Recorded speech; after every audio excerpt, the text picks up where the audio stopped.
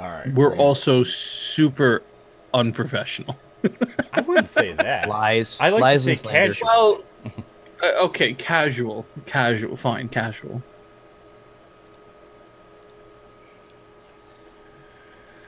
That sounds familiar. I like to say fast and loose, but you know, That,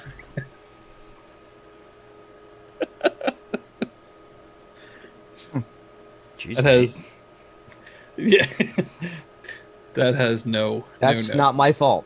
That's not my fault, Matt. That's all you. What? Huh? I'm super tired, What? so don't mind me.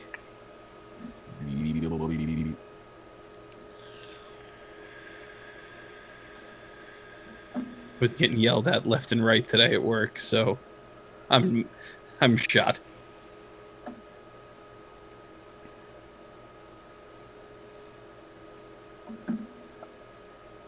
All right.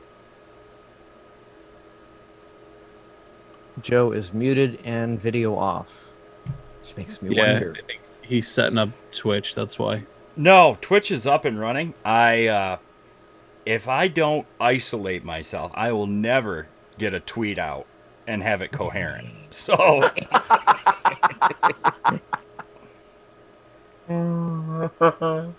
Becca, do you have a Twitter? I do not. No worries. I like to ask. Thank you. I can say if I write that word, it's called tweeting.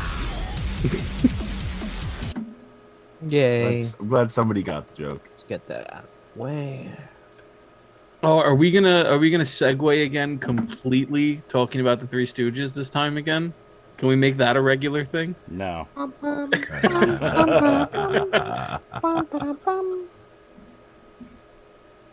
All right, Matt.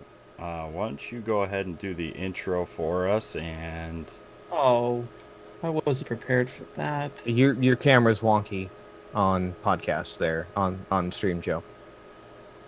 my camera. Yep. Oh, Slide to the left. Oh, I'm still getting washed out. Whatever.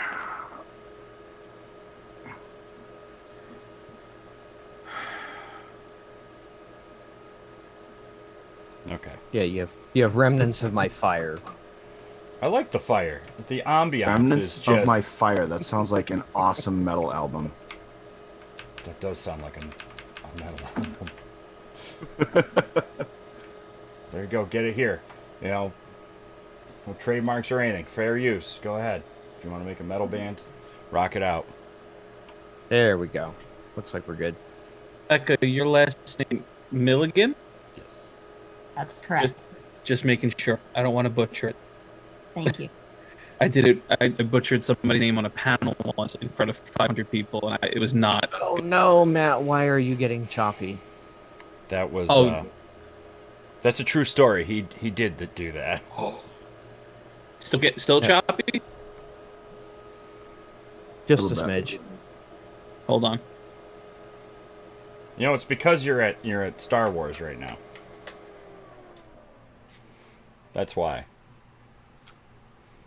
Yeah, the dish on the Millennium Falcon isn't pointing in the right direction.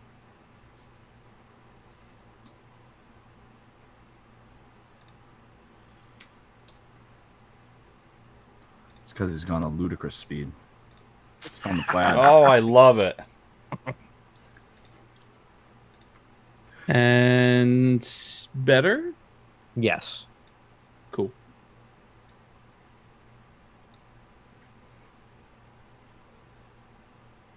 You let me know when we're good. We're good. We're good. Do we Okay. need to do a countdown clap for marker or no? I mean, do you need it for the edit?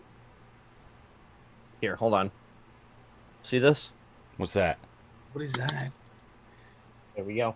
Does that put a big spike? Yep. You want to do it one more time since we didn't know what it was? It's like, Go. oh, it's just like a clicker. That's smart. Yeah. Dog training clicker. The information presented in this podcast is of a general nature and is intended for educational and entertainment purposes. While many of the people here have some form of mental health training, they are not your mental health professional. This podcast is not a replacement for mental or physical care or for the diagnosis of any mental health illness or condition. Hello, and thank you for joining us once again for the Guardians MH podcast. I am one of your hosts, Matt, and with me tonight is Joe, Hello. Nate, Hey, and Alan. Hello. If you are joining us for the first time, Guardians MH is a 501c3 nonprofit focused on promoting mental health awareness throughout the gaming community. We strive to be a first step assisting individuals with gathering meaningful resources in a safe and inclusive atmosphere. Our podcast is just another way to normalize talking about mental health and is a fusion of mental health topics and gaming and pop culture and everything. Please welcome our guest tonight, Becca Milligan, who is the events director for Hope for the Day and Sip of Hope. Hello. Awesome. Hello. Thank you so much for being on with us. It's such a pleasure to have you on to talk, and I'm dying to hear more about everything you and Sip of Hope and Hope for the Day do. I'm really excited about this, and I could convey that all night long. I'm very excited. Thank you. Yeah. So as Matt said, I am the marketing and events director for Hope for the Day and Sip of Hope. Hope for the Day is also a 501c3. We focus on proactive suicide prevention and mental health education. So this year we had a pretty big goal of doing 50,000 individuals through our mental health education programming, and that is about a 45-minute intro class. And we have a couple different ones that are specialized for certain community groups. We have one for veterans. We have one that we just launched that's called Identity and Orientation. We have one on pause that's for people in the food and beverage industry. And they're kind of all just an intro starting point conversation of how to support yourself and how to support loved ones if you notice their behavior start to change, or how you can get them resources and stuff like that. So we are based in Chicago, but we do our work nationwide and sometimes worldwide. We have some people over in the UK that do a couple outreach events for us every year and stuff like that. And we've been around for about 10 years. So and then to pull Sip of Hope in there, about 3 years ago, we opened a coffee shop here in Chicago, and it's the world's first coffee shop that 100% of the proceeds support that proactive suicide prevention and mental health education work that we do at Hope for the Day. So, wow, nice. That's so amazing. Yeah. And that's actually how we first sort of had a conversation, even before actually, but maybe it was about a month ago. Our one of our other directors sent us a link and was like, "Has anybody heard of this?" And he sent us Sip of Hope. Again, We're addicted to coffee, and he sent it to us, and he was like, "Everything is donated." And Joe was like, "Matt, start reaching out." I was like, "Okay, we'll do."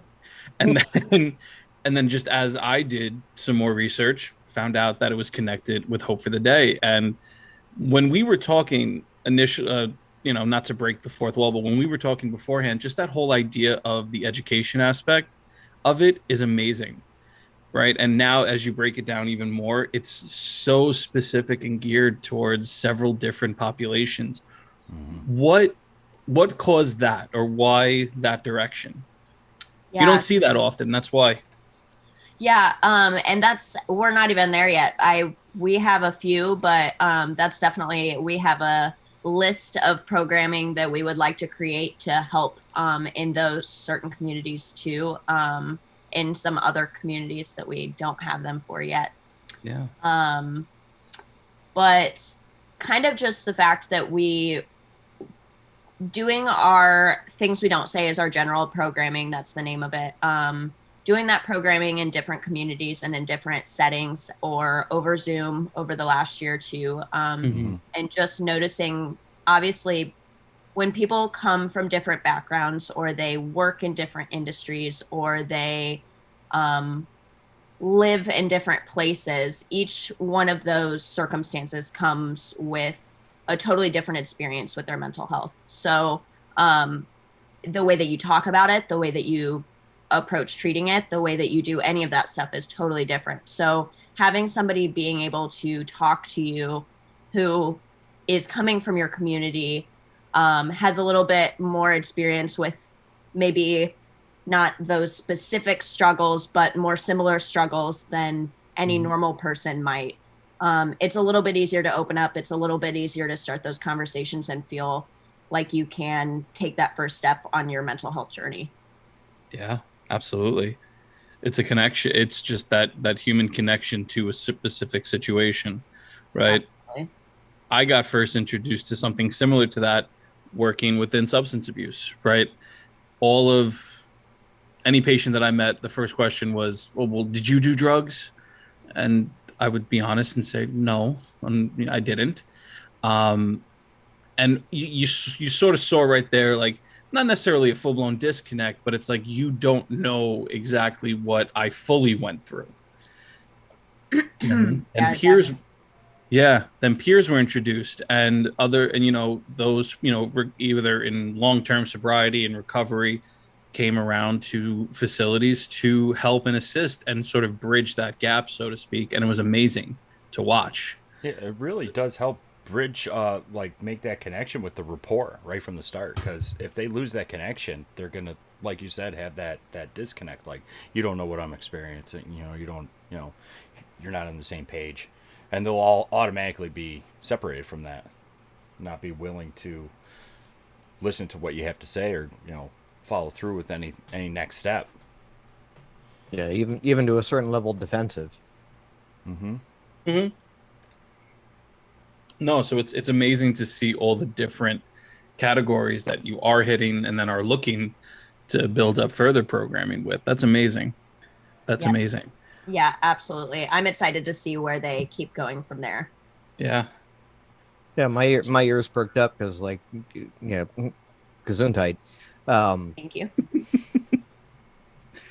We got introduced. It was it's from Sip of Hope, and I'm like, oh, okay, cool.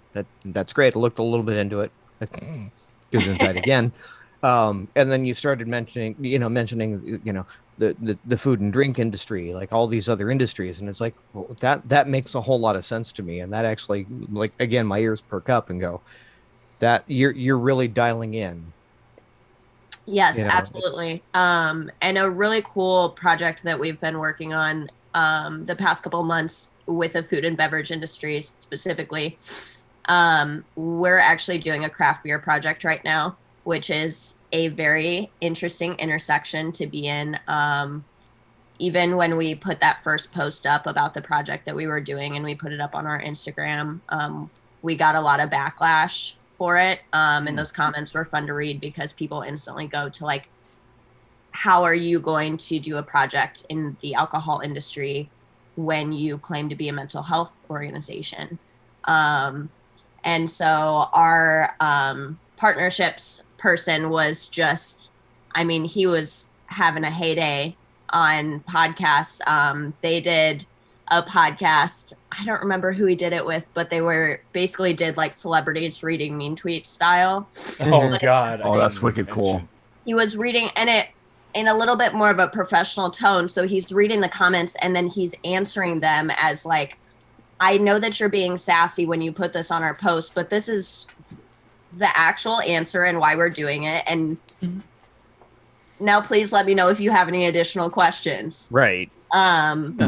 But there was about 190 breweries around the country that were participating, and we had a few in different countries too. We had one in Brazil and one in China, and I actually got to go to, I think I made it to 7 or 8 of the breweries that were doing the beer in different states or in the Chicago area too. So it was really cool just seeing the different people and starting the conversation in an industry that you don't see it in. It's actually the red can right here, but wow, yes, so far reaching. awesome. It's speaking from experience, the coffee house setting, the bar setting, they're almost your de facto therapists, Yep, right?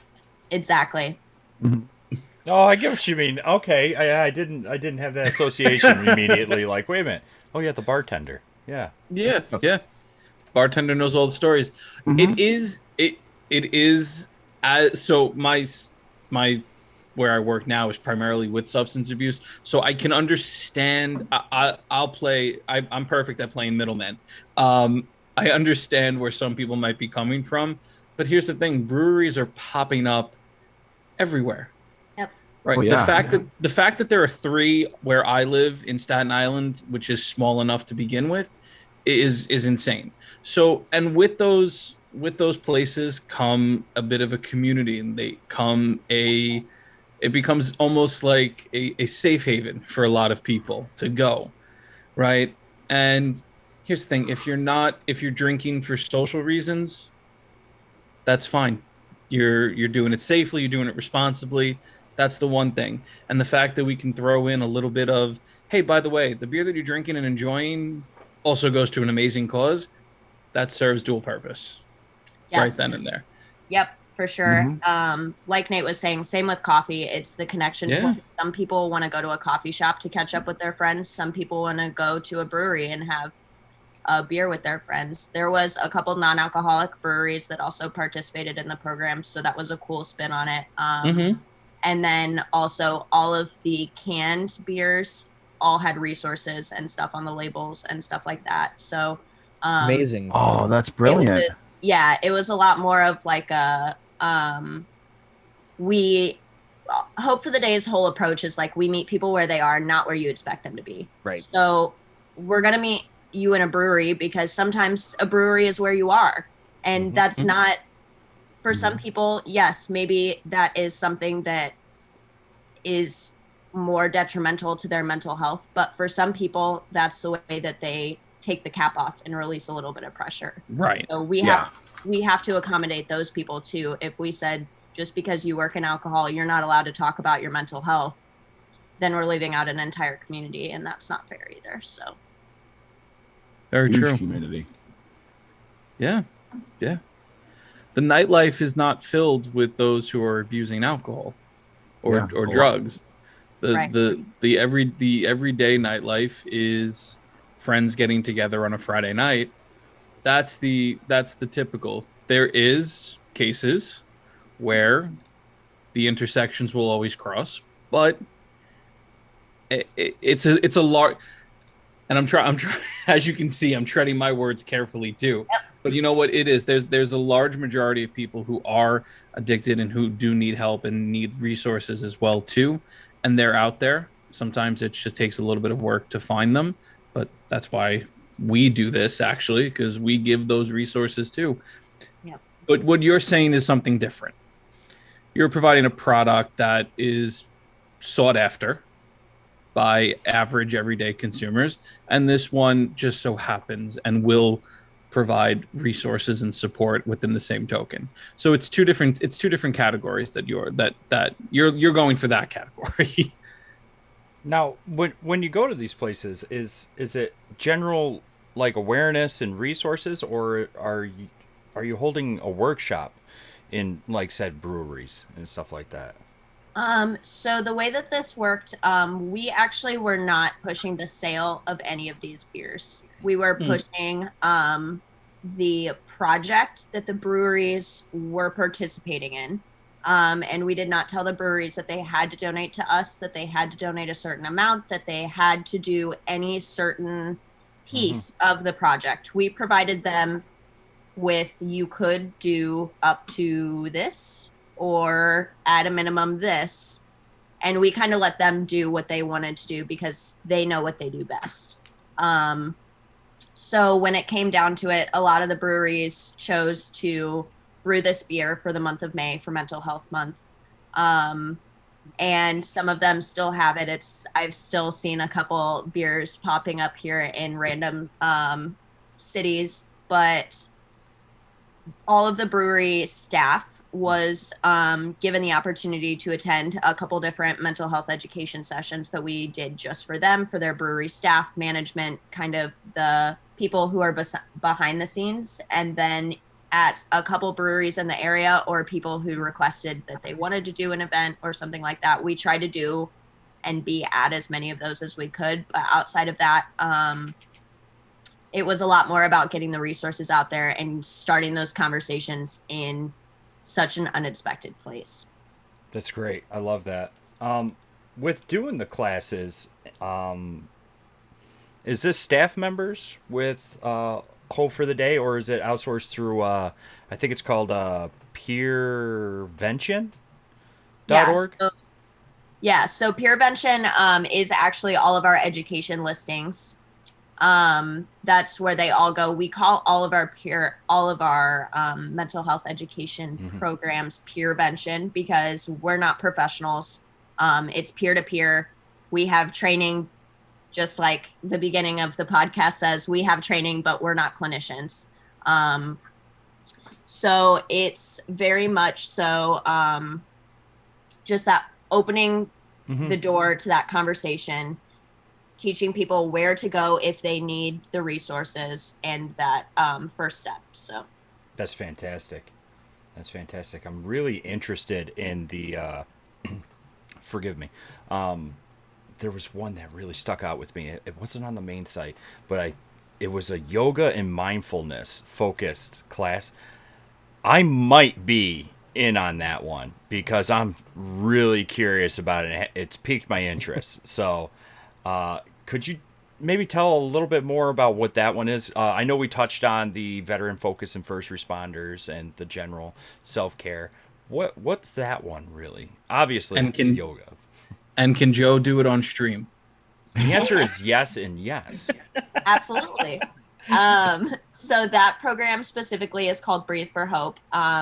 We have worked with two great ladies who created this program. They're both are certified yoga instructors, but they are also full-time teachers. And so we started this program. It actually was supposed to launch right about when quarantine happened, that we were going to start doing sessions in person. And so we offer them for free, both in person. Now we've done a couple of them where we do them in the park before the farmers market right around the corner from the coffee shop right now. But we're also still doing them over Zoom because we had a lot of good participation there. So it's basically somewhat of a usual yoga class that they created and kind of brought in mindfulness techniques and stuff like that to where it can be used as a resource for people who are looking for a way to take the cap off their bottle and let their stresses out and find a way to relax and find a way to take a second for them and stuff like that. So it was kind of sad because I got to practice the program right before we were getting ready to launch it. We did a demo in the office for all of the staff members. And I did it with two of our leadership members as well. And it was just the 4 or 5 of us in the office together doing this. And then it was like, we were getting ready to launch it 2 months later, and we're the only ones who have done this program. And then all of quarantine and everything else happened. So we immediately switched to only doing it over Zoom, and both of the instructors are in separate houses and stuff like that. And it completely changed the way that the program was running, but it actually ended up working out for the best. And the same with all of our other mental health education programs, to where they became a little bit more accessible to people who were not local to Chicago. And that's great right there, too, having that inclusion, especially with utilizing online platforms like Zoom for this, because quarantine was a terrible time for everybody. And I found that having access online to classes, courses, anything that could help was so impactful. And literally people are cooped up in their houses. What better way to do it than to practice some yoga and mindfulness? I mean, that's it. It was perfect. So yeah, I love that program. Absolutely do. And You're gonna see a bearded guy, this guy doing incorporating that. Absolutely, I'm gonna try it, and I really love that. Really love that. I'll do it. Joe, I can't make fun of you and also not put myself on the line. I'll do it with you. Perfect. So that just forces Nate and Alan to do it too now, That's why because I did that too. yeah, There you go. yep, And yep. it No, but does. It totally breaks down another barrier to it that people don't really think about when it comes to fitness classes too. Because if you're doing it over Zoom, you're watching your instructor, but who says you have to have your camera on while you're doing your yoga poses and stuff? yeah, My introduction to yoga, I used to do yoga 3 times a week at the gym, and it was really neat. I always kind of looked down at it, and one day I got done going for a run and doing my normal workout on a Tuesday, and there was a room in the back of the gym that had a giant screen and like a kiosk that you could pick, and yoga was on there. I tried it. It was a 45-minute one. Needless to say, I did every single yoga like instruction on there. I had this entire room to myself most of the time, and I'd be in there doing yoga, and I got kind of picked on by my friends, then a close circle. Like I'm 6'3", 250-pound guy. I mean, and I'm doing yoga, but I will tell you what, if you've never done yoga before and you're used to going to the gym, it's a completely different workout, and just the movements are slow, the Mm-hmm. breathing and everything. It's so relaxing. But the first time I did it, I have never worked so hard in my life to try and hold some of these poses, and over time it got easier, and I just absolutely fell in love with it. It's great. My 4-year-old will do yoga with me in the living room, and she loves it. So, My grandfather was a yoga instructor for his entire life, so I've been doing yoga since I was probably 8 years old, and yeah, it's no joke. yeah. It looks real easy until you start kind of getting into those poses, and you go, oh wait, you've got to hold this for more than 2 seconds. Yeah, Yeah. doesn't look easy to me. Just watch what was it? Uh Something Sarah Marshall, the actor. And Forgetting Sarah Marshall. there's a scene in it where he's doing yoga. This is a terrible example. no, He's doing yoga for the first time, and he is sweating profusely. And Yeah, you know what? that'd be me. It's Nate, you can edit this.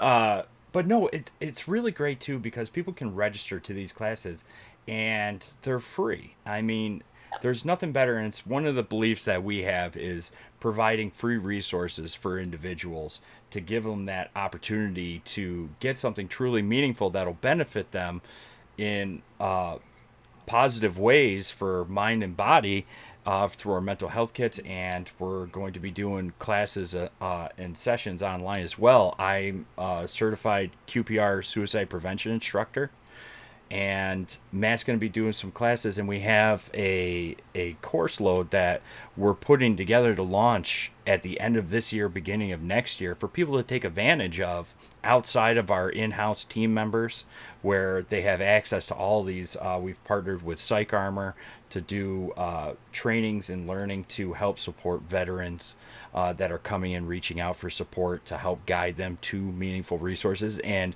bridge that relation between the two, so we acknowledge their service and what they do as veterans, active duty or retired, and first responders. So it's really amazing seeing other organizations really taking that step forward and carrying that torch and providing these things to individuals to just try and make a difference. And you've been doing it for over 10 years, and I love where you all are today, and I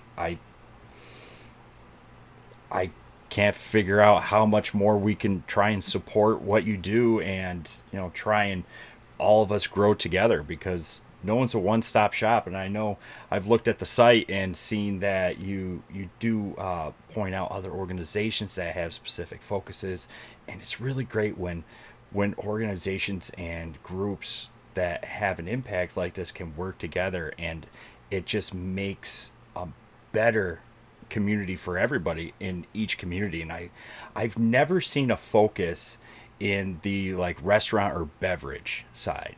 That is a first for me. I've seen, and my best friend's brother owns a kombucha brewery and a restaurant down in Carolina, and I'm gonna forward this to him for his employees and everything. And I would love to try and bridge that for them as well, because I really think that's really meaningful, and impactful. So that's amazing. How did that come to be with the restaurants? And I know you touched on it briefly, but I'm super interested in that because it's just so new.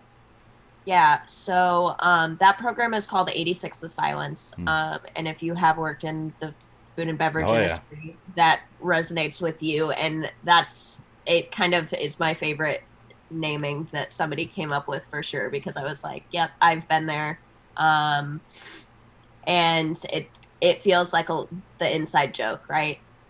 So it automatically appeals to the people that have been in that industry. And it first with our current partnerships person, he is huge in the craft beer industry. He is also behind the Instagram account of Hop Smash. He's one of the gentlemen behind that. So they rate craft beer and give Oh reviews and yeah. stuff like that. So he also has a lot of connections in the food and beverage industry in the suburbs of Chicago. And then our founder had a lot of connections within the city. And in Chicago, a lot of our events are very food and music and art driven. So it's either like we were doing a block party for a long time, and or we'll do like street fests, or our biggest fundraiser that we do every year. We have local restaurants come in and they do like small plates, and that's how we cater the event. So we've always been very like Oh, in the food and beverage industry right. for sure. But also just with so many of us having worked in the food and beverage industry before, and knowing that the hours are not always conducive to a healthy mindset, or that the individual vices after a shift are not always the most encouraging environment, or that the insurance is non-existent, or that any of those number of things that really add up for a very dangerous situation if you are exposed to that for a long time and think that that's the norm, or get stuck in the mindset that that's the norm. So there's such a need there, and conversations that aren't happening there. We had a really cool privilege at the end of the year last year to work with a restaurant group in Chicago and educate all of their management staff that were then going to go back into restaurants when things open back up. And I frequented a lot of the restaurants even before knowing that. So knowing that their management staff was thinking about their employees going back to work, and took that step to make sure that they could be there for their employees a little bit more than they were before, then I feel better even knowing that on the backside when I'm going into those restaurants and knowing that they did that. So That's great. Like you hit a lot of things right on the nose there. Again, you know, my mother was a career bartender, so I've been in and out of that industry for a long time. And then many of my roommates growing up in Los Angeles, everyone, you're an actor. So what do you do in your free time as you Yep. go and serve tables? When you can speak to someone's level with experience and perspective, it does really hit home a little harder than just saying, hey, yeah, you can come to me and get support, or I can go to you. yeah, creating that peer-to-peer environment where people Yep. feel comfortable having those conversations. That's what it's all about. Yeah. And just the education aspect behind it too, that just keeps people honestly informed, understanding what really is going on, because there's a difference between ignorance and not knowing, right? Ignorance is where you know something but just kind of wishfully and blindly ignore it. Not having the education to it, that's a totally different story. Absolutely. And that's the key here. And again, just to go back to it, to having in these very specific circumstances, but again, Look at the waitstaff industry. I mean, it's probably larger than anything, really. So it's not small. So to have that understanding of what goes on, what really is a conducive environment, what is a conducive schedule for positive mental health, it's and I'm sure there are some owners, there are some managers who don't truthfully know what's going on. You know, not a cliche, so to speak, but undercover boss, like some of that was somewhat legitimate, where they went in and it was like, oh Yeah. crap, I'm really screwing with my employees' health here. So it really is. It's knowledge is key. Knowledge is power, right? If we're going back to classic cartoons. And now you know. And Great knowing is callback, half the Matt. battle. Yeah, Yeah. the more you know. But in all seriousness, yeah, it's so important, and I love it. How I mean, when did? you, Oh, go ahead. I Sorry. was gonna say, when you find a demographic that's underserved, it's a matter of how do you then turn around and serve that and break that stigma. Yeah, absolutely. And that's one of our big focuses is like breaking the stigma. It's like having it's the craft beer project. It's having the conversations in places where you don't expect, where people are telling us not to have the conversations. That's exactly where we want to have them. Right. Because those are the people who aren't being talked to. Yeah, very much so. Bring it to the people. Absolutely. How did how did Hope for the Day start? So Hope for the Day, our founder, Johnny, started the organization back in 2011.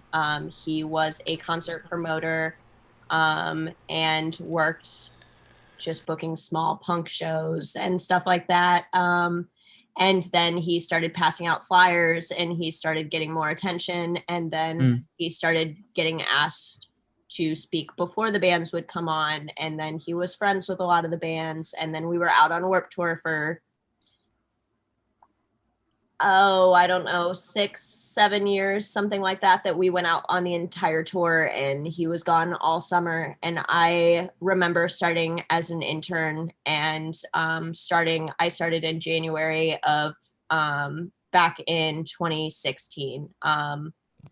And working for the first couple months, and then all of a sudden it was like a known fact that like the founder was just going to disappear for a couple months and like catch the projects when he returns, because he's going out on tour and he's going to go scream at a bunch of teenagers and let them know that it's okay to talk about their feelings on stage before their favorite punk bands play. And he's screaming profanities, and that's exactly what a lot of those people wanted to hear. And that's how I ended up with the organization as it is. So I remember seeing the tent out when I went to Warped Tour when I was younger, and then coming up to Chicago and seeing the opportunity that I did. It's exactly why it was such a full circle moment, because I was like, Yeah. that spoke to me and I didn't know that it spoke to me. And now I'm back in that position. And this is exactly what I want to be doing, because I remember how much I felt seen without actually feeling seen in that moment. Right. So, I'm really trying to think back. I do believe I was at a Warped Tour, and I remember something like this, to be honest, and that was probably him. yep. Yeah, and it's funny. I got to see them at Warped Tour, and then I remember them being on Warped Tour, and then for the very last Warped Tour back in 2018, I actually got to go out to the California date, and it was the very last date. Got to work the weekend there, and that was just such a cool thing to be able to be like, I remember seeing that tent and being like, wow, that's really cool. And now I'm the one that's behind that tent handing out those resources and being that connection point for other people. That's such an awesome feeling. It's such a wide audience too with the Warped Tour of all ages. That's Yeah. I miss Warped Tour. Me too. I really Concerts. do. I just miss concerts in general, but like Warped Tour. So Warped Tour, Bamboozle, those were like home Yep. I remember looking forward. I didn't care who was playing. There was going to be somebody that I wanted to see, but that was like home. Like I felt comfortable there. And everybody thinks I was nuts because I was like, I would just jump into the mosh pit. I'm like, no, I'm safe. I'm protected. I'm not going to get hurt here. And it was great. I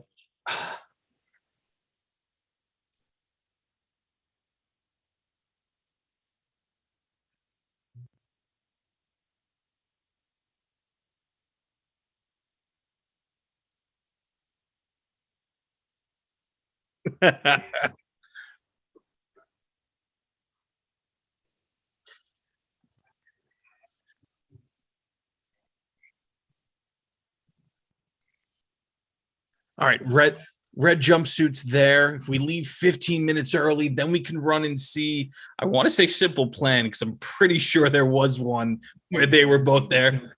Yes. Yellow Card. Yep. Yellow Card is still my favorite band.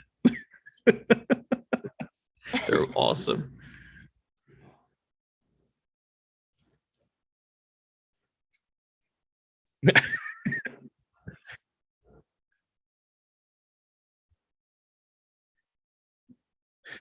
Oh.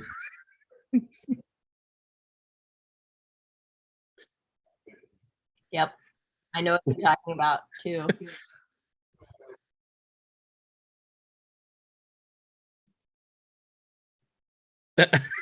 Just the flood of memory. The flood of memories that just came back about Warped Tour was amazing.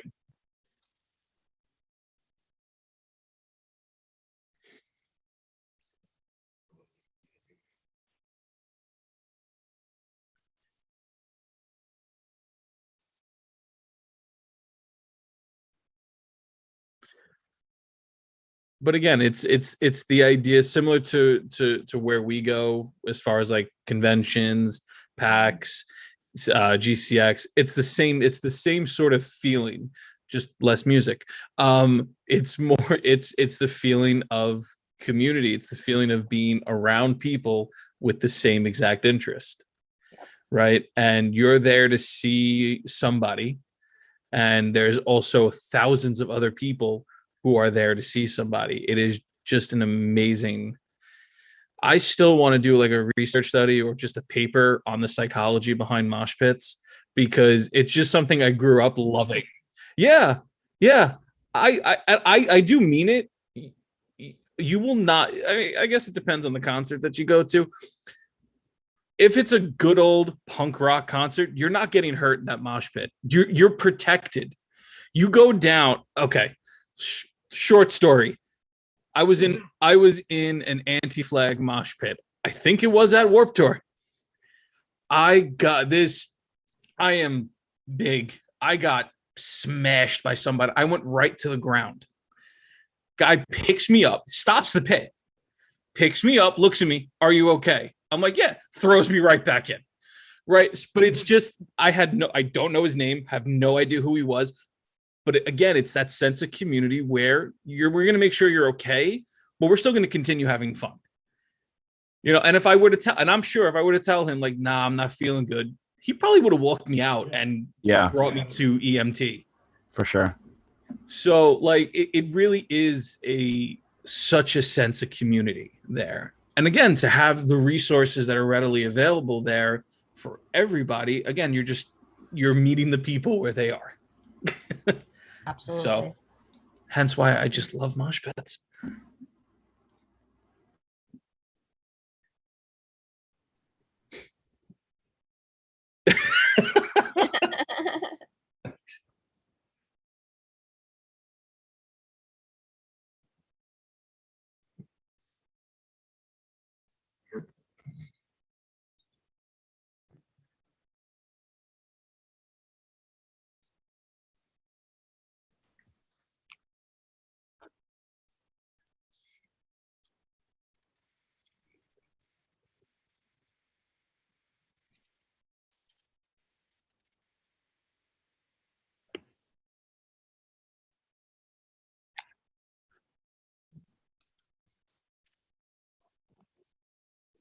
Mm-hmm.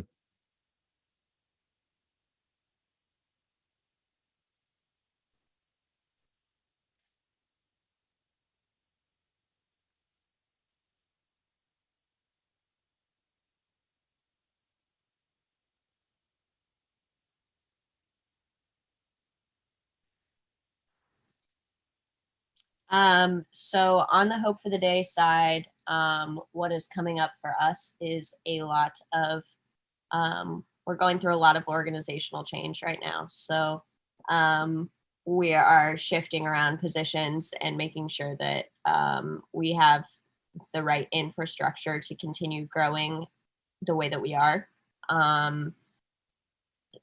We very much so still operate on a startup basis with the way that things are run and things like that. And we have, over the last couple months, realized a couple more of those pain points. And so we are trying to make sure that we fix them so that they don't continue to be issues and become bigger issues. So a little bit on the boring side on that end, but on the Sip of Hope side, so with the coffee shop, we're doing a couple fun launches. We always do a collaboration bag with a local artist for our seasonal blends of our coffees. So I'm pretty excited about some of those that are coming up. I've been working with those artists to get those bags designed and stuff like that. So they should be fun, and some fun holiday stuff coming. I am most looking forward to getting back out into the community because I took over for the events director role last year at the beginning of the year, and I started building out some really great new processes and stuff like that, and things for our volunteers and like new things, and then didn't ever get to use any of those. So it's very cool to now be getting hit again very frequently to be at events all the time. I am getting ready to be working at Lollapalooza for all 4 days that we get to tent there. And then we will be at a couple car shows. We'll be at Furnace Fest in Birmingham in September. So just trying to get back out into the community and definitely get back into the music industry for sure. Nice. Lollapalooza, that's awesome. That was I'm not going to lie, a little bit of a last minute plan on that end, but I am stoked to be able to be back. We were there in 2019 and shared a tent with another organization that does works to end sexual harassment in the music industry, and kind of just emphasizing like, don't touch me, don't do these things. I'm not here for you. You can ask if you want to slide past me, those kind of things, creating a safe space in the music industry.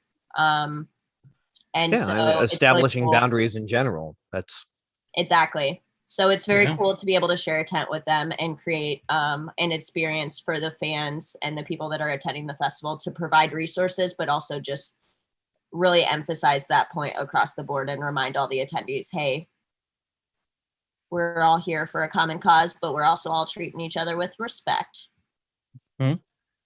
Absolutely. love it. Which, yeah, absolutely. And it, again, sort of borders on the same thing. Music festivals have that. The gaming conventions have that too. You know, New York City Comic Con has a huge, Yep.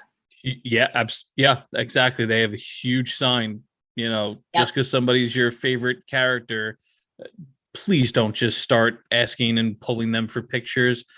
There's like it's the first thing that you see when you walk in. And and especially now with COVID, it's coming down, but still distance, be nice. That's, basic things. Be respectful. Yes.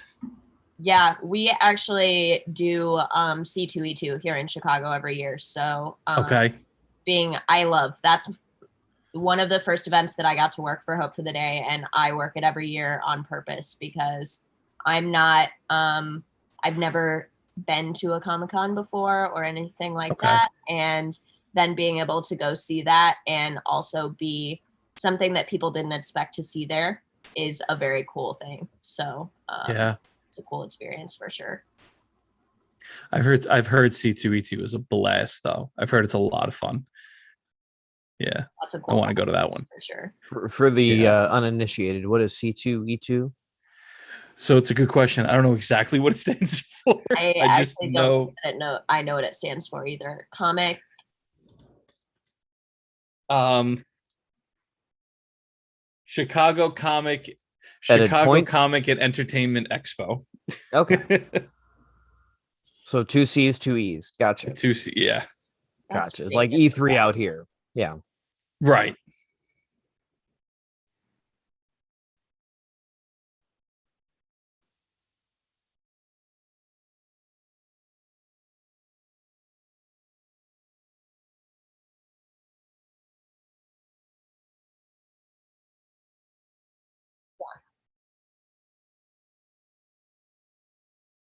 Oh Mhm. yeah.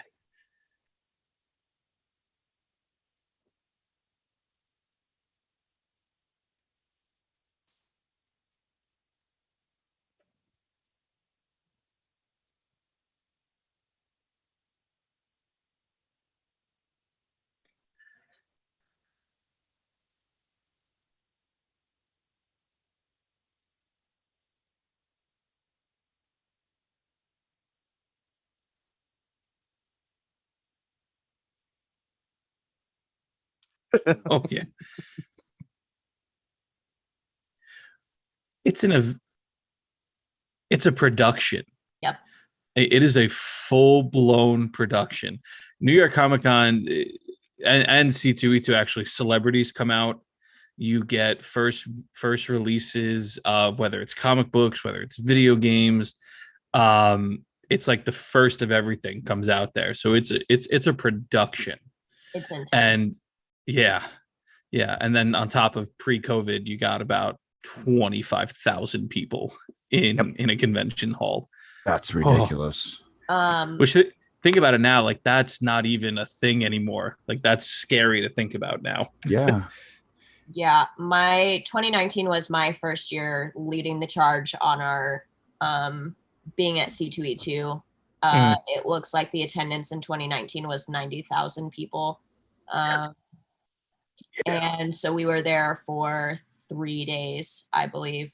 And I remember that day loading in to set up our booth in the convention center that they have it in Chicago. There's a couple lots, and it happens, side story, happens that, of course, in this convention center, they say, you go to this lot, then you go to that lot. And they're like, no, this lot is closed. You have to go to this lot. No, this lot is closed. If you're exhibiting, you have to go back to that lot that they told you that you can't park in. Oh my God. You finally park and you unload with a little cart and you have all your stuff stacked up. And you literally have to go like across this hallway and down some escalators, then back up an elevator, then go across the show floor, then go up another elevator and up another escalator to get to the place where all of the things happen. But I'm also looking at all of these people who are building out entire like castles and like huge booths, and I'm over here complaining about like carrying in a couple mannequin torsos like a 10 by 10 canopy, and puts it all into perspective. But it is a production. That is a story for sure.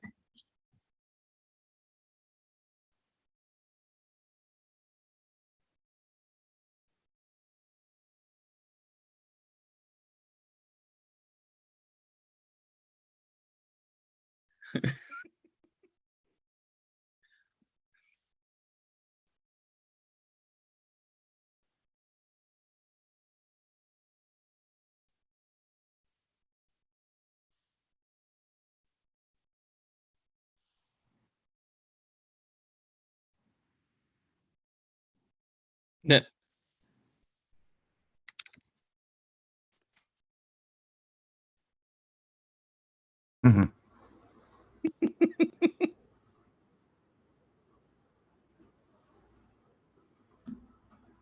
No. Yes. No, we have. So Becca, please, where can people find Hope for the Day, Sip of Hope, plugs? Where can people find you and everything that you do? Absolutely. So website is hftd.org, the letters of hope for the day. Okay.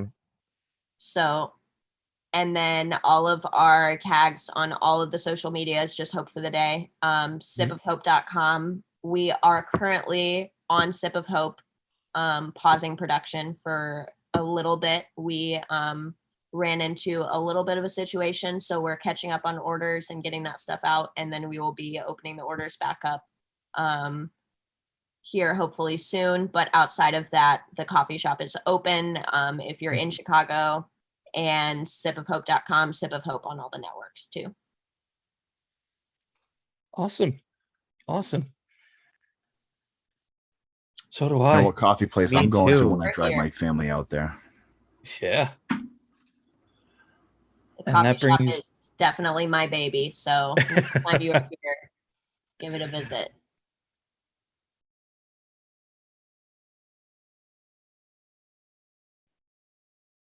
Absolutely.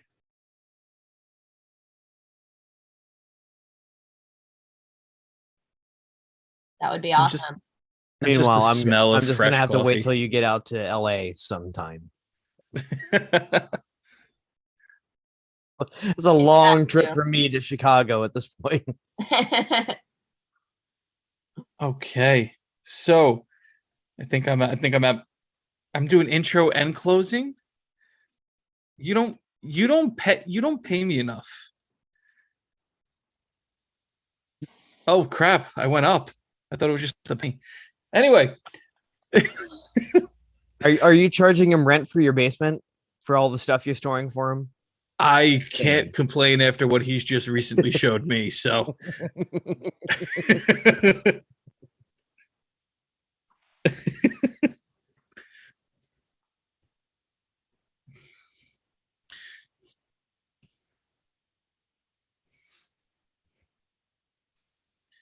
and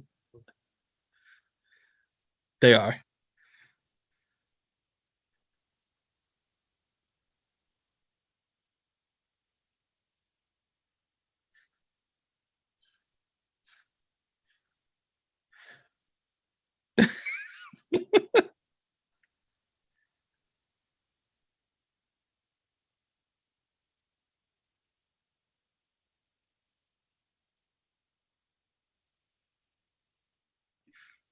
Everything off scene at this point. Yeah.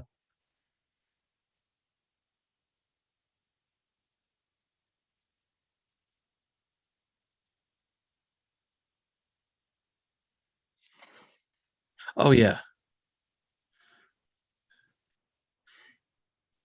They don't like you.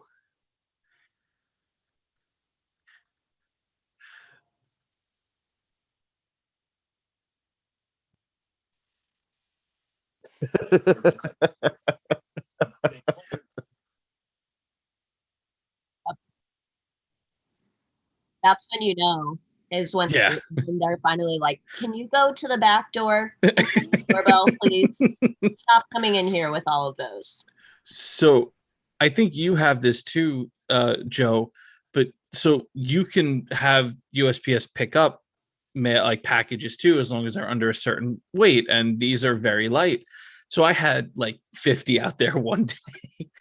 And I was working from home at the time. The post office finally just knocks on the door. And I was like, oh, okay, yeah, I'll give you a hand to help him. He goes, no, it's not that.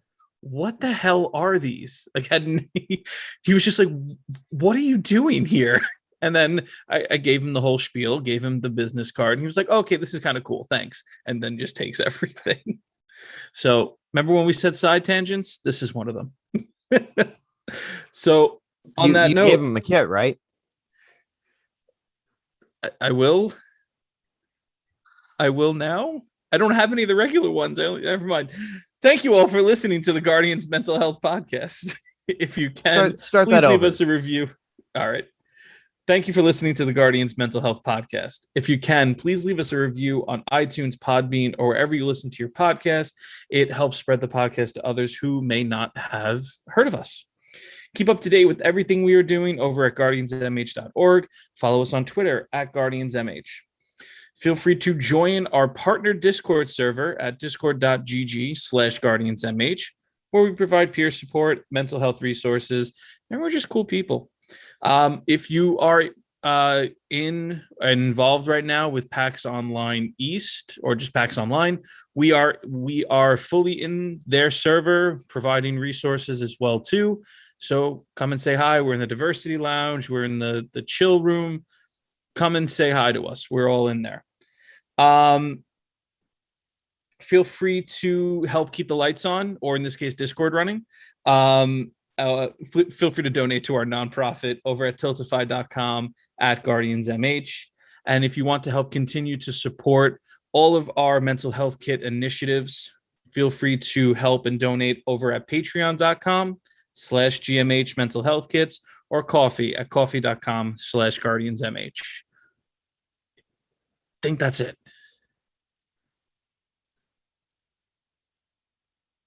Well, but there's like Nitro and the webs. I don't know. I'm not good with this. I'm the social worker. I don't do math.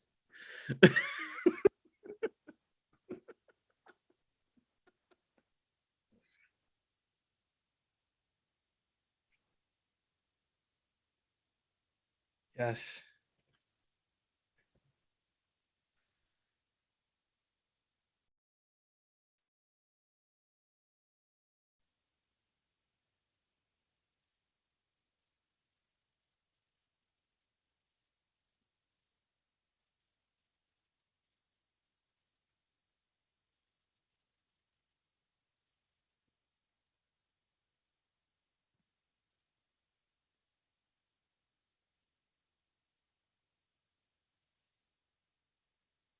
Yes.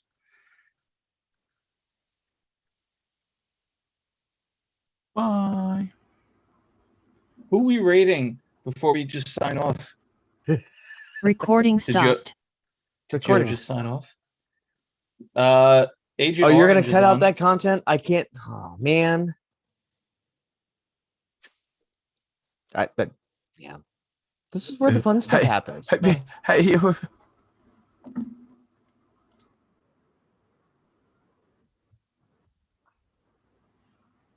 Yeah, absolutely. I love that name, by the way.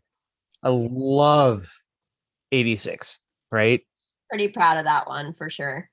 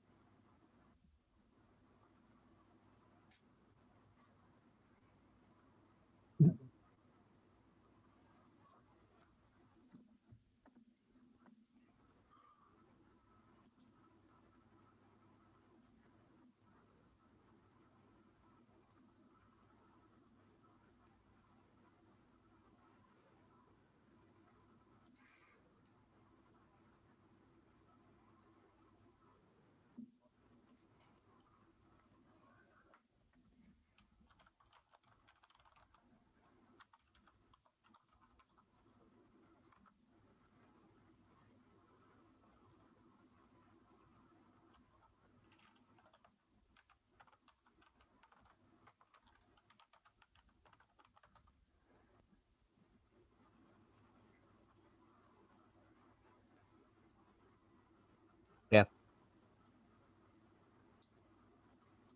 Absolutely.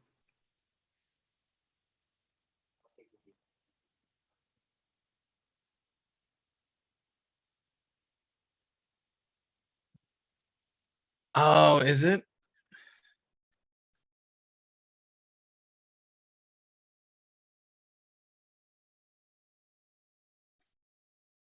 Yeah. Joe, Well, just let you know we're still live on Twitch. Mm-hmm.